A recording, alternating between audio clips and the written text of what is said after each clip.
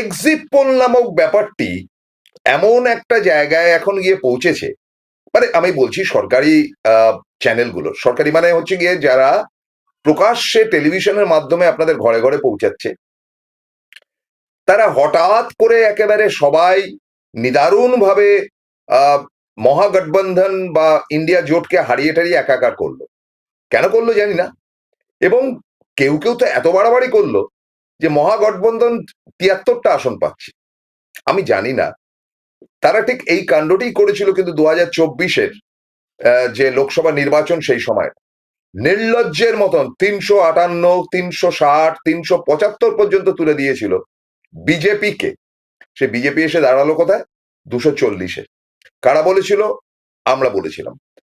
আমরা যারা ইউটিউব করছি বা যারা সত্যিটা বলবার চেষ্টা করছি, আপনারা জানেন যে আর কয়েক ঘন্টা বাদে বিহারের ভোটের ফলাফল, এবং আশা করি ১টা-১.৫টার মধ্যে চিত্রটা রাজি আছি যে ফলাফলের এক্সিট পোল একটি ইতিমধ্যেই আমি করেছি, সেটা পারলে দেখে নিন, সেটা আবার আমি রিপিট করব। কিন্তু যেটা বলিনি আজকে সেটা বলছি, বা যেটা বলেছি হয়তো খানিকটা, এই লড়াই কিন্তু মহাগঠবন্ধন ভার্সেস এনডিএ নয়। অর্থাৎ নরেন্দ্র মোদী অমিত শাহ টিমের সঙ্গে কিন্তু লড়াইটা রাহুল গান্ধী বা তেজস্বী যাদবের নয়, একেবারেই নয়। এই লড়াইটা কিন্তু নীতিশ কুমার বনাম একেবারে অমিত শাহের লড়াই। আবার বলছি, অমিত শাহ বনাম নীতিশ কুমারের লড়াই। এবং এই লড়াইটাকে আপনারা কতটুকু কি ধরতে পেরেছেন বা কিভাবে খবর টবর পেয়েছেন? কারণ সাধারণত গদি মিডিয়া বা গদি খবরের কাগজগুলো খুব বেশি দেয় ঠায় না, কিন্তু কিছু তো জেনেছেন। জানার জায়গাটা হচ্ছে যে এই লড়াইটা, মানে এই ২০২৫-এর বিহারের নির্বাচনটা কিন্তু কমপ্লিটলি নীতিশকে তাড়ানোর লড়াই, ভাগাও হাটাও। এবং একটা দিকে যেমন নীতিশ তার গদি রাখতে ব্যস্ত, অন্যদিকে কিন্তু তাকে গদিচ্যুত করবার জন্য ব্যস্ত হচ্ছে অমিত শাহ। মোটেই রাহুল গান্ধী নন, মোটেই তেজস্বী যাদব নন। তারা তাদের ফিল্ডে রয়েছে, তারা তাদের মতন প্রচার করছে, প্রচার বা প্রসার যাই হোক না কেন। ফলে আমাদের কিন্তু আগামীকাল সকাল থেকে নজর থাকবে যে জেডিইউ কটা আসন পেল, জেডিইউ জটাই আসন পাক, সেটা যদি কোন রকম ভাবে অমিত শাহ থেকে বেশি হয়, তাহলে অমিত শাহর পদত্যাগ করা উচিত। এত বড় কথাটা বললাম, পদত্যাগ করা উচিত, এত বড় কথাটা বলছি। ফলে কে জিতবে, অমিত শাহ না নীতিশ কুমার, এটা নিয়ে কিন্তু প্রশ্নের পাঞ্চ।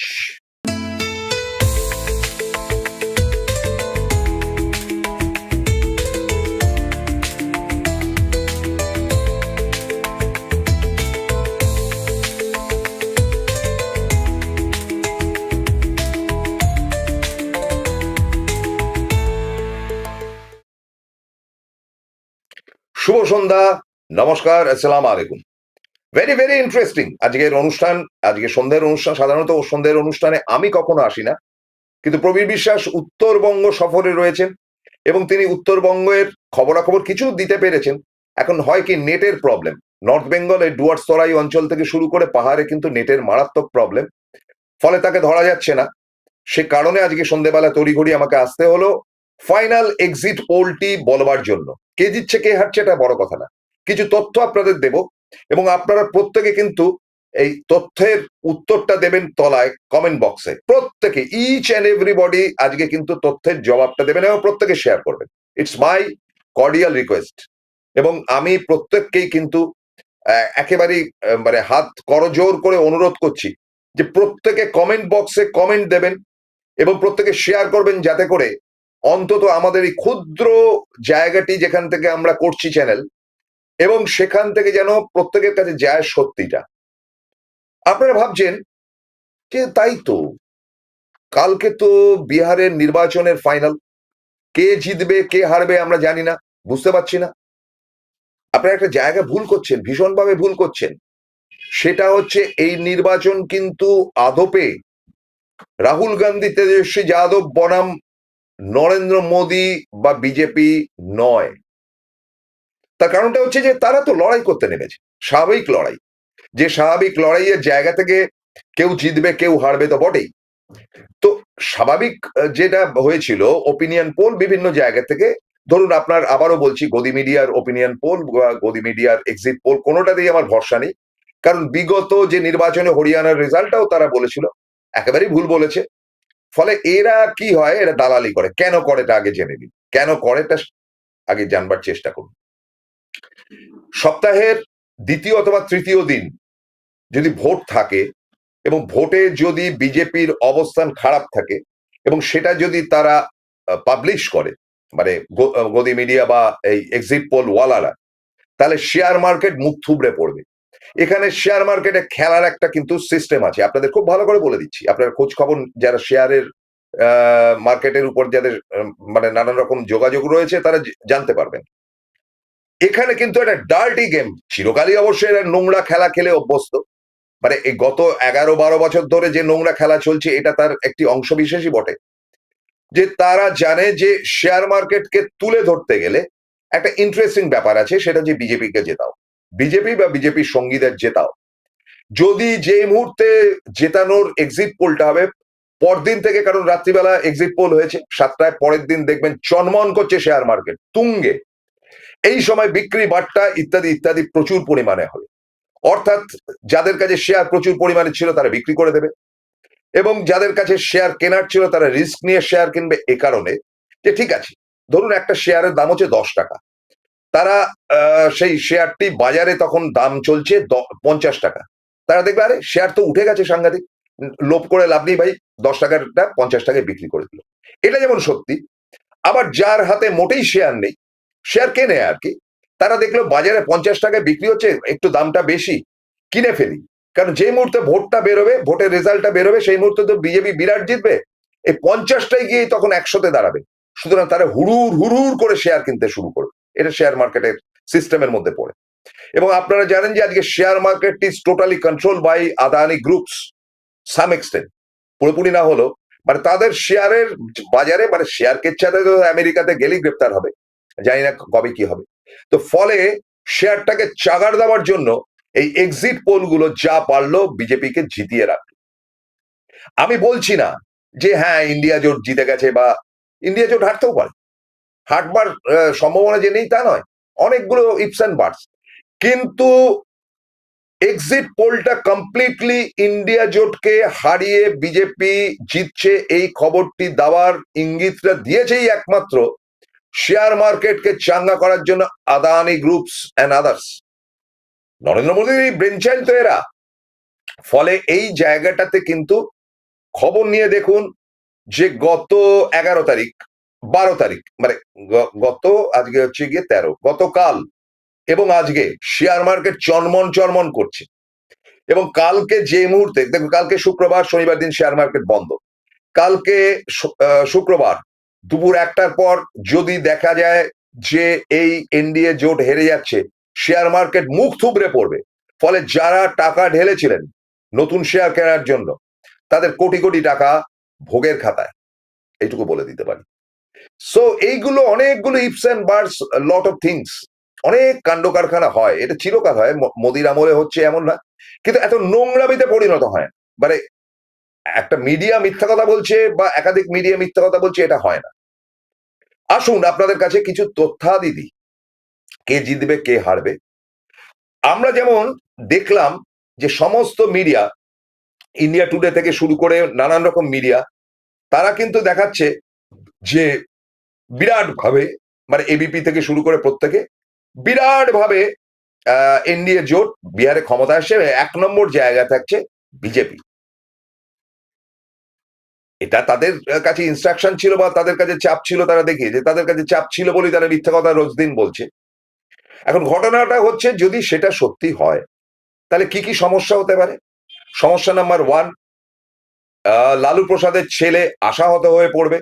লালু এবং রাহুলের জোট, আর ভবিষ্যতে রাহুলের সঙ্গে জোট করবে কিনা তেজস্বীকে ভাবতে হবে, রাহুল আদৌ উপযুক্ত কিনা ভোট প্রচারের ব্যাপারে সেটা নিয়ে প্রশ্ন উঠবে, ইত্যাদি ইত্যাদি।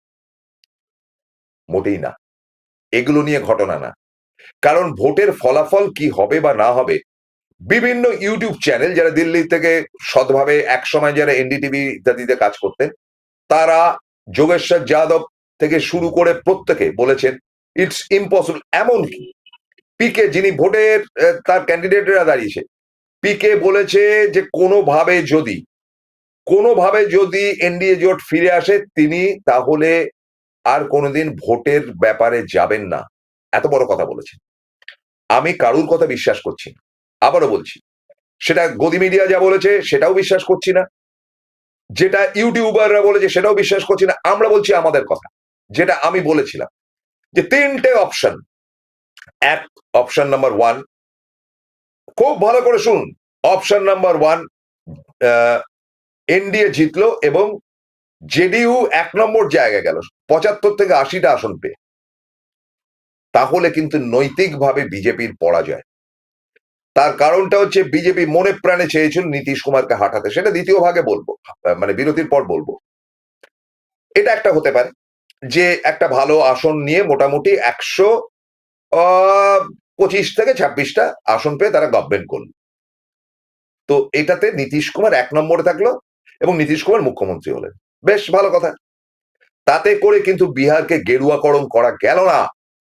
আচ্ছা, পয়েন্ট নাম্বার টু, যেটা আমি আগের দিন বলেছিলাম, পয়েন্ট নাম্বার টু, যে এমন একটা সিচুয়েশন হলো যে নীতিশ কুমার মানে লেস দ্যান বিজেপি সিট পেল, অর্থাৎ বিজেপি পেল 65টা, নীতিশ কুমার পেল 60টা। সেক্ষেত্রে বিজেপি বলবে যে এবার আমাদের তরফ থেকে মুখ্যমন্ত্রী করতে হবে এবং আমরা মুখ্যমন্ত্রী করব, কোনো কথা বলবে না, তুমি ডাউনে রয়েছে, এবার আর কোনো কিছু হবে না। সেক্ষেত্রে প্রাথমিকভাবে নীতিশ কুমার রাজি হয়ে যেতে পারেন, কিন্তু নীতিশ কুমার জানেন যে এটা তার জীবনের সব থেকে বড় পরাজয়। তিনি চেয়েছিলেন যে একেবারে তার মানে শেষ সময়, মানে জীবনের শেষ সময়টা তিনি যেন একবার অন্তত মুখ্যমন্ত্রী হিসাবে জ্যোতিবাবুকে টপকে যেতে পারেন, বা ইয়ের পট্টনায়ক, উড়িষ্যার পট্টনায়ক ধারাবাহিকভাবে তো ছিলেন, তাকে যেন একটা সরিয়ে দিয়ে রেকর্ড করতে পারেন, কারণ তিনি আর কতদিন আছেন, তার শরীরও ভালো নেই, তার বয়সও হয়েছে।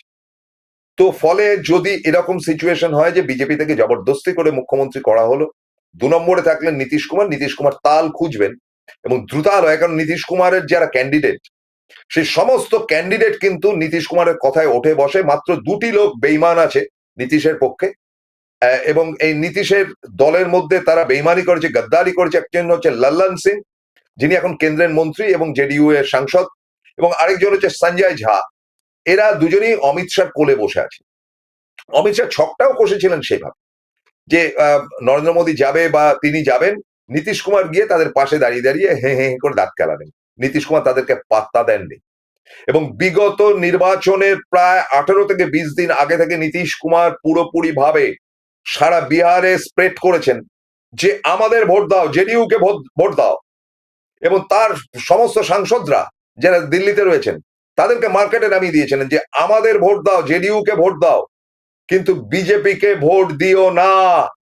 বিজেপি খুব খতরনাক রাজ্যের পক্ষে, বিজেপিকে ভোট না দিয়ে তোমরা ভোট দেবে আরজেডি বা কংগ্রেস যারা বিরোধীতে দাঁড়িয়েছে, কিন্তু আমাদের ভোট দাও। তার কারণ হচ্ছে পয়েন্ট নাম্বার টুতে যেটা প্রশ্ন, সেকেন্ড পয়েন্টটা যেটা বললাম, সেকেন্ড পয়েন্ট বলেই কিন্তু আমি বিরতিতে যাব, কারণ থার্ড পয়েন্টটা শোনার আগে আপনার কেটে পড়বেন, সেটা তো হয় না। মজা করলাম।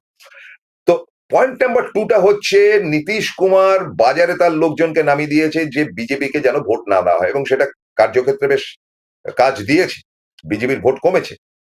এবারে ঘটনাটা হচ্ছে যে যদি এমনটি হয় যে বিজেপি বেশি আসন পেল এবং নীতিশ কুমার কম, বিজেপির পক্ষ থেকে মুখ্যমন্ত্রী করা হলো, তাহলে নীতিশ কুমারের সঙ্গে ইতিমধ্যে কথাবার্তা পাক্কা হয়ে রয়েছে তেজস্বী যাদবের, যে নীতিশ কুমার দিনান্দার এই জোট ছেড়ে, এনডিএ ছেড়ে জয়েন করে যাবেন মহাগঠবন্ধনে, এবং তিনি মুখ্যমন্ত্রী হবেন, তেজস্বী যাদব হবেন উপমুখ্যমন্ত্রী, যেমনটি আগে একবার হয়েছিল।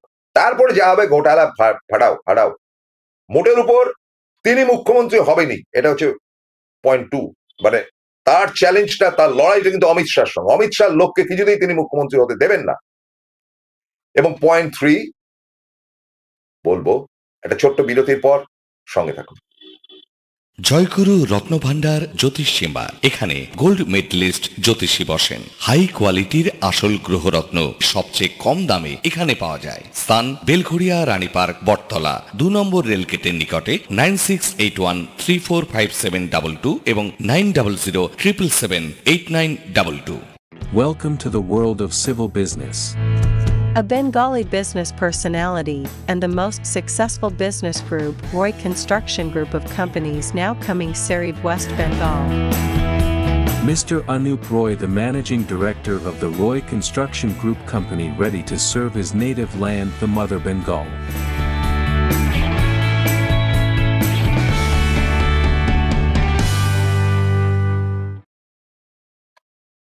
ফিরলাম বিরতির পর। ইন্টারেস্টিং পয়েন্ট নাম্বার 3, এনডিএ জোট হেরে গেল নিদারুণ ভাবে, এবং ইন্ডিয়া জোট বা মহাগঠবন্ধন ক্ষমতায়, তাহলে তো কোনো কথাই নেই। সেটাও নীতিশের জীবনে কিন্তু মস্ত বড় একটা ঝাপটা।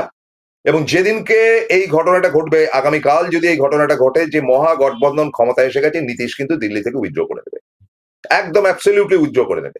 এবং তারপরে কি হবে পরের কথা। আপনাদেরকে একটু বলি যে সম্প্রতি চন্দ্রবাবু নাইডুর ছেলে গিয়েছিল নীতিশকে কিছু বোঝাতে, এবং বোঝানোর নাকি একটি পয়েন্ট ছিল, যদ্দূর শোনা যাচ্ছে, যে আপনি এরকম ঝামেলা করবেন না, বিজেপিকে মুখ্যমন্ত্রী হতে দিন, বরং আপনি রাষ্ট্রপতি হবেন। মোটামুটি কথাবার্তা যাই চলছে যে রাষ্ট্রপতি হওয়ার জায়গাটা আপনার পোক্ত, রাষ্ট্রপতির জায়গার জন্য আপনি প্রস্তুত হন। তো এটা আমরা জানতে পেরেছি। তো আবার দ্বিতীয় পয়েন্টটি হচ্ছে গিয়ে নীতিশ নাকি তাকে বলেছে যে দেখো তুমি এই ব্যাপারে ইন্টারফেয়ার করো না, কারণ ব্যাপারটা হচ্ছে যে যদি আজকে আমি এদেরকে অ্যালাউ করি মুখ্যমন্ত্রীত্বে, কালকে আমার দলটা ভেঙে দেবে, যেমন করে দল ভেঙে দিয়েছিল উড়িষ্যায়, যেমন করে দল ভেঙে দিয়েছে পাঞ্জাবে, যেমন করে দল ভেঙে দিয়েছে এআইআইডিএমকে, যেমন করে দল ভেঙে দিয়েছে মহারাষ্ট্রে, তেমন করে আমার দলটাও ভেঙে দেবে। কাজেই এদেরকে আমি বিশ্বাস করি না, এটা ছিল নীতিশের কথা বলে সূত্র মারফত জানতে পারলাম যে এটা চন্দ্রবাবু নাইডু যে ছেলে যে ওকালতি করতে এসেছিল তাকে পরিষ্কার জানিয়ে দিয়েছে যে কম্প্রোমাইজের কোনো জায়গা নেই। তাহলে ব্যাপারটা কি দাঁড়াচ্ছে? ব্যাপারটা হচ্ছে এক্সিট পোলের জায়গা থেকে আমি বলছি যে লড়াইটা কিন্তু এনডিএ ভার্সেস ইন্ডিয়া নয়। ইন্ডিয়া জিতে গেল তো ঠিক আছে, এটা কোনো বড় ঘটনা না। লড়াইটা হচ্ছে নীতিশ কুমারকে কোনোভাবে আটকাও, মুখ্যমন্ত্রী হতে দেব না, এটা অমিত শাহ জীবনের সবচাইতে বড় চ্যালেঞ্জ। কিন্তু আমাদের কাছে যে তথ্য এসছে, আপনাদের বলি যে আমাদের কাছে তথ্য এসছে যে নীতিশ কুমার 1 কিংবা 2 নম্বরে থাকবে, হয় 1 নম্বরে থাকবে নইলে 2 নম্বরে থাকবে।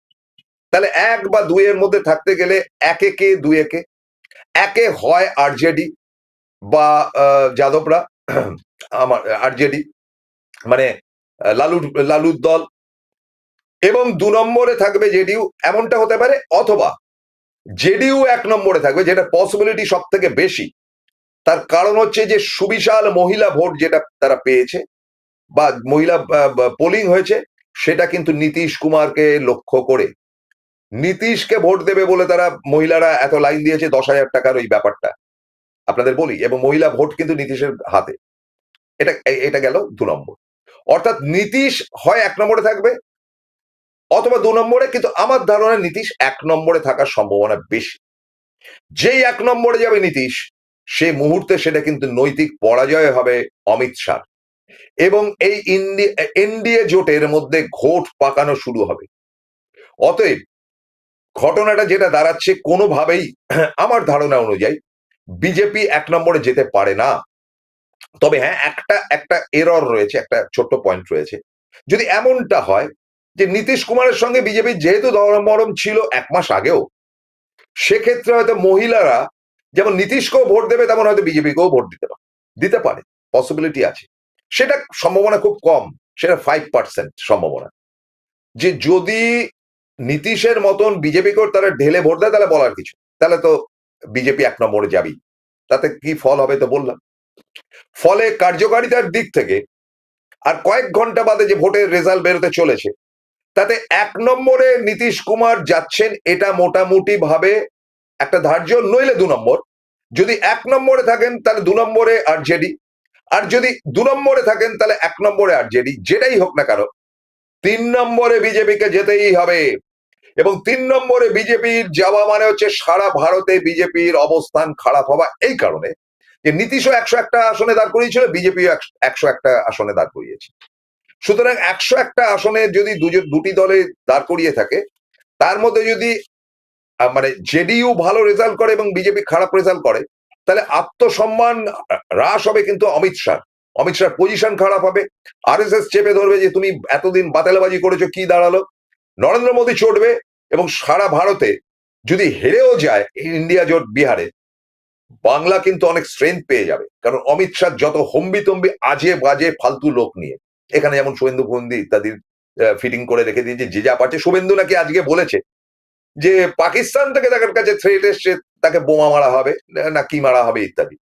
ঢপবাজি কেন করছেন এসব? তো কার্যকারিতার জায়গা থেকে এই হচ্ছে অমিত শাহ সব সাকড়ে, যারা কংগ্রেস থেকে বা তৃণমূল থেকে বা সিপিএম থেকে ভেঙে এসে অমিত শাহ হচ্ছে তারা ছাওয়াল, মানে ছেলেপুলে। তো অমিত শাহর 3 নম্বরে যাওয়াটা দেশের পক্ষে অত্যন্ত প্রয়োজনীয়। আমি ব্যক্তিগতভাবে কোনো পক্ষকে সমর্থন না করে বলছি, অমিত শাহর 3 নম্বরে যাওয়া মানে বিজেপির 3 নম্বরে যাওয়াটা হচ্ছে নৈতিক পরাজয় অমিত শাহ এবং নরেন্দ্র মোদী। কারণ তাদের টার্গেটটা যতটা ছিল ইন্ডিয়া জোটকে হারানো, তার থেকে অনেক বেশি ছিল জেডিইউ কে হারানো। সুতরাং ফোরকাস্টটা করে গেলাম যে কাল আর কয়েক ঘন্টা বাদে এমনটা হওয়ার সম্ভাবনাই বেশি, এই জেডিইউ বিজেপিকে হারিয়ে 1 নম্বর জায়গায় গেছে, মানে ওদের দলের মধ্যে মানে জেডিইউ 1 বিজেপি 2। সেক্ষেত্রে কিন্তু ব্যাপারটা দাঁড়াবে যে 1 এবং 2 নম্বরে থাকবে আরজেডি, জেডিইউ, 3 নম্বরে চলে যাবে বিজেপি। প্রায় সব জায়গায় ক্যান্ডিডেট দাঁড় করানো সত্ত্বেও এটা তাদের নৈতিক পরাজয়, এবং এই পরাজয়ের রেশটা পড়বে গিয়ে বাংলাতে। অর্থাৎ বিজেপিকে নির্মমভাবে হারানোর যে পলিসি ম্যাটার, সেটা থেকে একটা নতুন শিক্ষা লাভ করবে কিন্তু Trinamool Congress. That's all, thank you, ভালো থাকুন, গুড নাইট।